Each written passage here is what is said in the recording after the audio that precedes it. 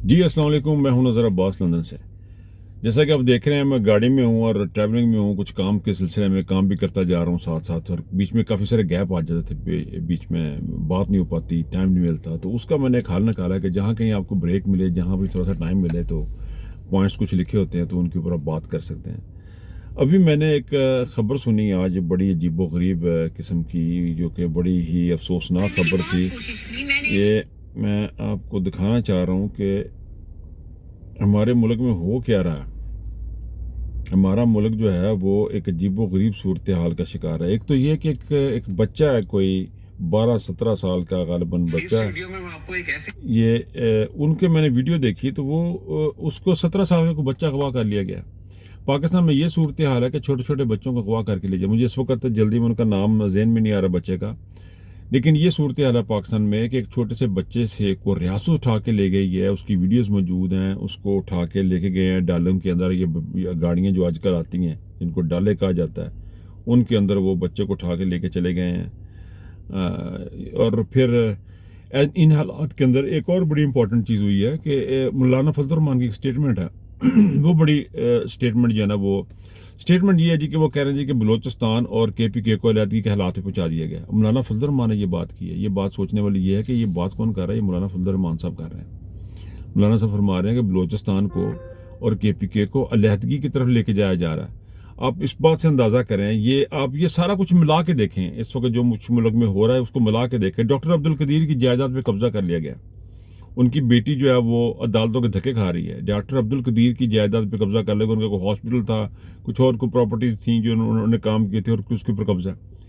ये जो चीज़ें इस बात की गमाजी करती हैं कि आसम मुनीर जैसे जो लोग हैं हमारे मुल्क पे, काबज फैसल नसीर जैसे और काजी फायजीसा जैसे जो लोग हैं, इनका ध्यान जो है वो पाकिस्तान की तरफ नहीं है। इनका ध्यान किसी और तरफ है, किसी और दुनिया की तरफ ये लोग देख रहे हैं।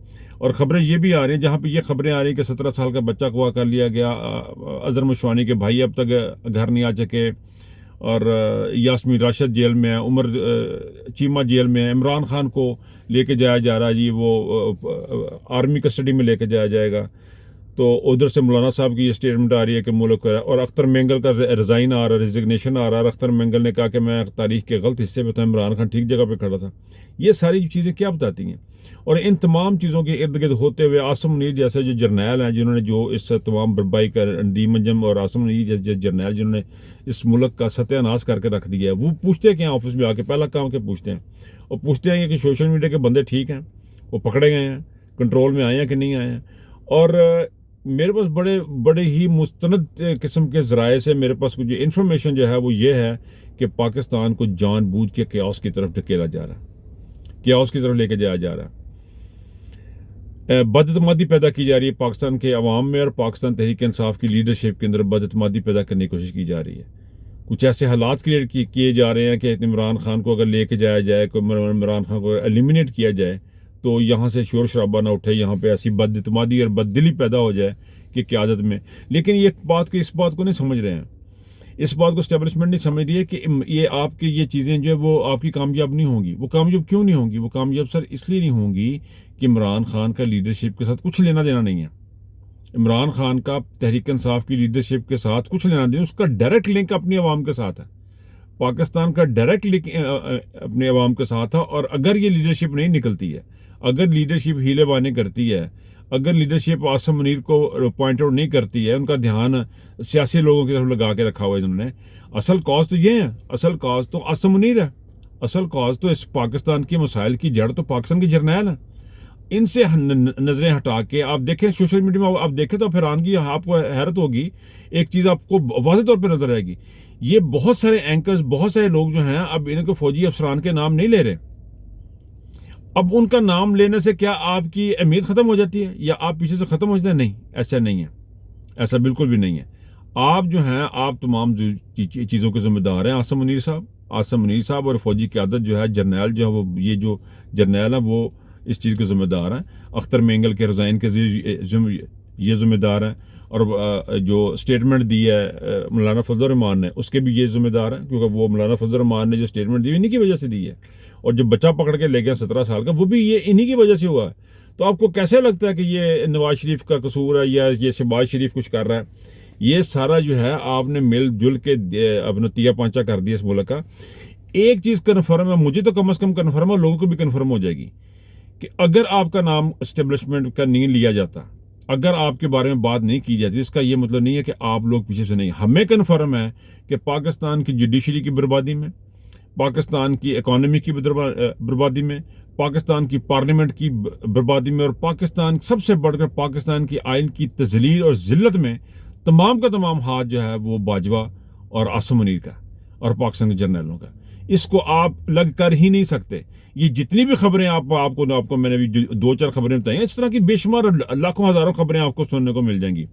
17 साल के बच्चे का अगवा ले लें, अताउल्लाह मेंगल का इस्तीफा ले लें, डॉक्टर अब्दुल कदीर की जायदाद के ऊपर कब्जा हो गया वो ले लें, मौलाना फजल रहमान की स्टेटमेंट। ये तमाम जो 4-5 मैंने बातें बताई हैं, ये उन बहुत सारी बातों का में से चंद एक छोटी छोटी चीजें हैं जो कि सिर्फ और सिर्फ उनकी वजह से पाकिस्तान की एस्टेब्लिशमेंट है। और एस्टेब्लिशमेंट में सिर्फ एस्टेब्लिशमेंट का लफ्ज अगर करूंगा थोड़ा सा बड़ा कर दूंगा, उसमें से अगर स्पेसिफिक अगर किसी बंदे को जिम्मेदारी बनती है तो वो आसिम मुनीर है।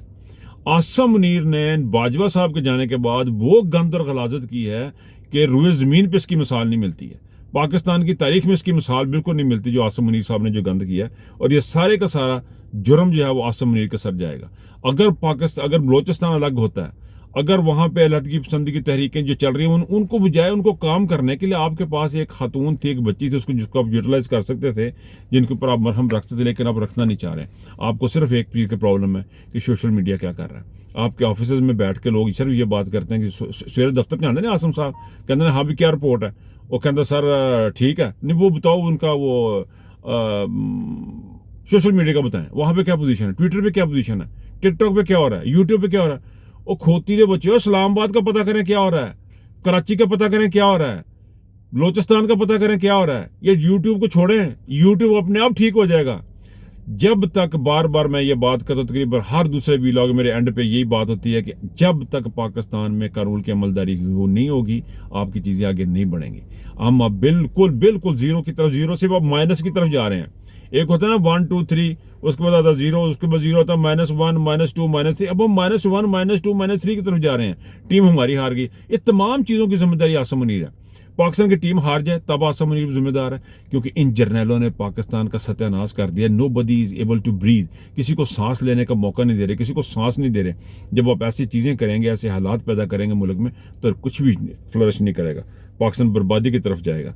मैं तो ये खबरें सुन के हैरान था, मैं आपको भी सुनाता हूँ। ये छोटी सी मैं खबर सुन रहा था, मैं ये खबरें सुन के हैरान होता, ये कर रहे हैं, ये देखें आप, ये सुने जरा। हुकूमत और ऑपोजिशन सरदार अख्तर मेंगल को मनाने में नाकाम।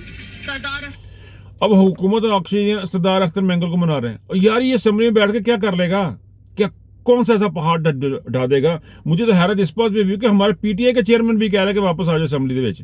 वो जाता है, उसको जाने दे, उसके साथ जाके खड़े हो, उसको अपने साथ बनाए। उस असम्बली बैठ के असम्बली बैठ के वो तकरीर करेंगे और बातें ऐसी करेंगे, उनकी बातें सुनने वाली होती हैं लोगों की। इस्तीफा वापस लेने से इनकार कर दिया, कहा इन्होंने मुझे कायल करने की बहुत कोशिश की, मैंने इनको कायल कर दिया। 2018 से बलूचिस्तान के मसाइल हर हुकूमत को बताए, हमेशा उर्दू में बात। अख्तर मेंगल को भी अब अकल आ रही है। और जब इमरान खान की हुकूमत गिरा रहे थे, जब इनके साथ मिले, तो मैं समझ नहीं आ रही तुम क्या कर रहे हो। अख्तर मेंगल साहब को पता नहीं लग रहा था कि यार मैं किन लोगों के साथ बैठा हूं।